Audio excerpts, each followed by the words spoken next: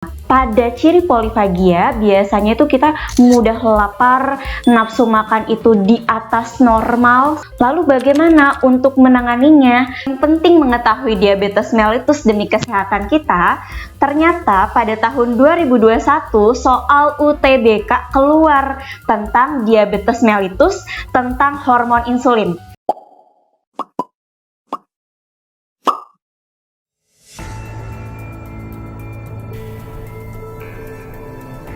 Waspada penderita diabetes di Indonesia meningkat. Berdasarkan data dari International Diabetes Federation pada tahun 2017, Indonesia menduduki peringkat ke-6 dalam jumlah hal penderita diabetes terbanyak di dunia. Diperkirakan bahwa ada sekitar 10,2 juta jiwa di Indonesia yang menderita diabetes dengan angka prevalensi 6,2%, yang berarti 1 dari 17 orang mengalami diabetes. Dan saat ini kami sudah terhubung dengan Kak Ovi yang akan menjelaskan kepada pemirsa semuanya mengenai diabetes. Oke, Kak Ovi, apakah suara saya sudah terdengar? Oke, sudah terdengar dengan baik. Baik, silakan diperjelaskan diabetes itu apa, Kak Ovi? Diabetes mellitus adalah suatu penyakit yang ditandai dengan tingginya kadar glukosa di atas normal. Lalu berapa normalnya? Normalnya kadar glukosa darah kita itu sekitar 90 mg per 100 ml darah. Nah, biasanya penderita diabetes mellitus kadar gula darahnya di atas angka tersebut. Dan ciri lainnya biasanya penderitanya di urinnya terdeteksi adanya glukosa. Lalu apa biasanya gejala utama dari diabetes mellitus? Setidaknya ada 3 gejala utama yang biasa dirasakan oleh penderitanya, yaitu poliuria, yang kedua polidipsia, dan yang ketiga adalah polifagia. Kita akan bahas dulu dari poliuria. Ciri dari poliuria biasanya frekuensi buang air kecilnya di atas normal.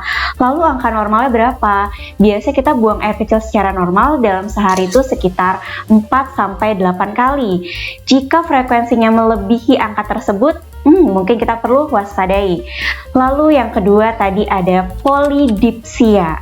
Nah, ciri polidipsia itu biasanya mulut kita rasanya kering, rasanya haus terus, padahal mungkin saja kita sudah minum. Dan ciri yang ketiga adalah polifagia. Nah, pada ciri polifagia biasanya itu kita mudah lapar, nafsu makan itu di atas normal seperti itu. Nah, selain dari 3 ciri utama tersebut, biasanya disertai juga dengan ciri seperti mudah lelah, pusing, pandangan mudah kabur, dan ciri yang unik adalah jika ada luka di tubuh kita, biasanya lukanya sulit sembuh. Tapi aku harap ini tidak jadi bahan untuk diagnosis sendiri, tetap perlu ke dokter ya jika ada gejala-gejala tersebut. Nah, setelah kita mengetahui dari gejala utama diabetes mellitus, yang gak kalah penting untuk kita ketahui adalah macam dari diabetes mellitus itu sendiri. Ada 2 diabetes mellitus yang akan kita bahas hari ini.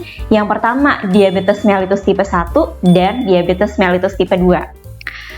Pada diabetes mellitus tipe 1, ciri utamanya penderitanya tidak bisa menghasilkan insulin sama sekali atau hanya bisa menghasilkan insulin dalam kadar yang sangat rendah. Penyebabnya apa? Nah, biasanya kasus diabetes mellitus tipe 1 ini ada kerusakan di sel beta pankreas. Jadi, sel beta pankreas itu sel yang bertanggung jawab untuk memproduksi hormon insulin yang untuk bertanggung jawab menjaga kadar glukosa darah. Nah, pada diabetes mellitus tipe 1, sel beta pankreasnya itu rusak. Bisa saja karena masalah autoimunitas. Lalu bagaimana untuk menanganinya? Biasanya pada penderita diabetes mellitus tipe 1, dia suka diberikan eksogen insulin. Insulin yang disuntikan dari luar sebagai tambahan karena tubuhnya tidak bisa memproduksi insulin secara alami. Nah, sekarang pada diabetes mellitus tipe 2, ciri utamanya biasanya penderitanya itu masih bisa memproduksi hormon insulin. Terus masalahnya di mana? Masalahnya pada diabetes mellitus tipe 2 adalah reseptor sel target untuk hormon insulinnya sudah tidak peka, yang biasa dikenal dengan insulin resisten.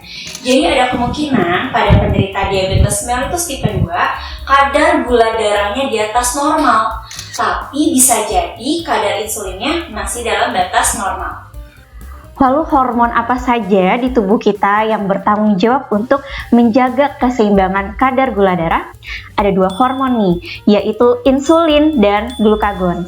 Mereka bekerjanya secara antagonis berlawanan, tapi tujuannya sama, agar menjaga keseimbangan kadar gula darah tubuh kita.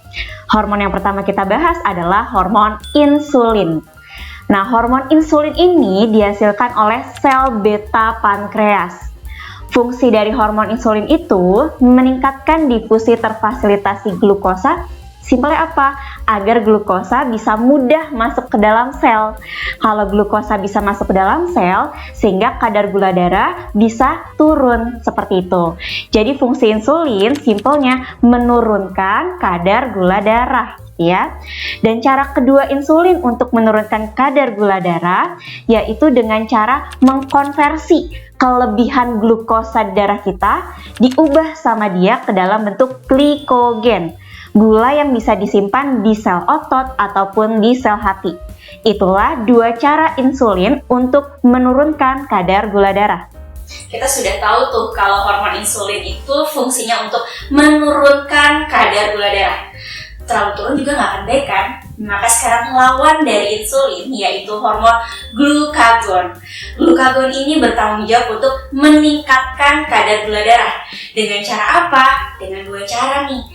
Yang pertama, glikogen yang tadi sudah kita simpan di hati bisa loh nanti dipecah kembali menjadi glukosa sehingga kadar gula darah bisa meningkat.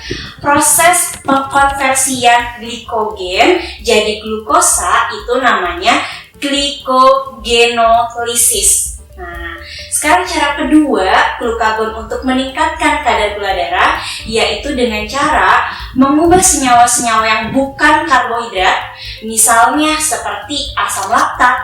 Ternyata itu bisa loh buat diubah menjadi glukosa. Proses pengubahan senyawa yang bukan karbohidrat menjadi glukosa, nama prosesnya gluconeogenesis. Itulah 2 cara glukagon untuk meningkatkan kadar gula darah. Oleh karena itu, insulin dan glukagon harus bekerja bersama-sama secara antagonis agar kadar gula darah kita tetap di rentang yang normal, yaitu sekitar 90 mg per 100 ml darah. Selain penting mengetahui diabetes mellitus demi kesehatan kita, ternyata pada tahun 2021 soal UTBK keluar tentang diabetes mellitus, tentang hormon insulin. Kalian bisa baca soalnya di layar ya. Nah, kita coba kerjain ya soalnya. Di soal tersebut dikatakan pria tersebut kadar gula darahnya 300 mg per darah lengkap. Tadi udah kakak kasih tahu kalau kadar gula darah yang normal itu 90 mg. Berarti si pria tersebut kadar gula darahnya di atas normal. Bisa kita duga pria tersebut berarti menderita diabetes mellitus. Berarti dari semua option tersebut, pilih nih option yang D dan E, yang diabetes mellitus. Nah, kita udah seleksi jawaban. Kemudian di pernyataan selanjutnya dikatakan kadar hormon insulinnya tapi masih dalam batas normal. Nah, berarti ini diabetes mellitusnya tipe yang mana ya?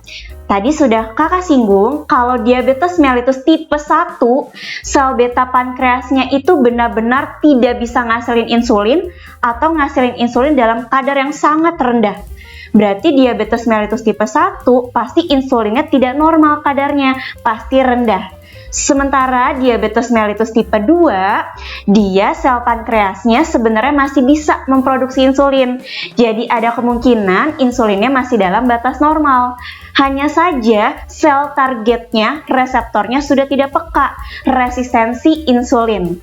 Nah, oleh karena itu, jika pria tersebut diabetes mellitus, tapi kadar insulinnya masih dalam batas normal, berarti jawabannya adalah yang E, lingkari. Berarti dia menderita diabetes mellitus yang tipe 2. Setelah kita mengetahui tentang diabetes mellitus dan gejalanya, semoga itu bisa menjadikan info buat kalian agar kalian lebih waspada dalam menjaga kesehatan kita dan agar kita bisa bertindak lebih cepat untuk mencegah hal-hal yang tidak diinginkan. Salam sehat untuk semuanya. Sekarang kita kembali lagi ya ke Kak Nui. Oke dok, tolong bikin appointment ya hari Jumat, saya mau cek gula darah. Oke, tolong ya. Udah mulai ya? Sorry. Oke, terima kasih Kak Ovi atas penjelasannya. Dan pemirsa, terima kasih sudah mampir ke channel ini. Jangan lupa untuk subscribe dan juga komen kira-kira habis ini bakal mau bahas apa. Dan silakan subscribe juga. Sampai jumpa. Gimana dok? Gak bisa. Gimana sih dokternya?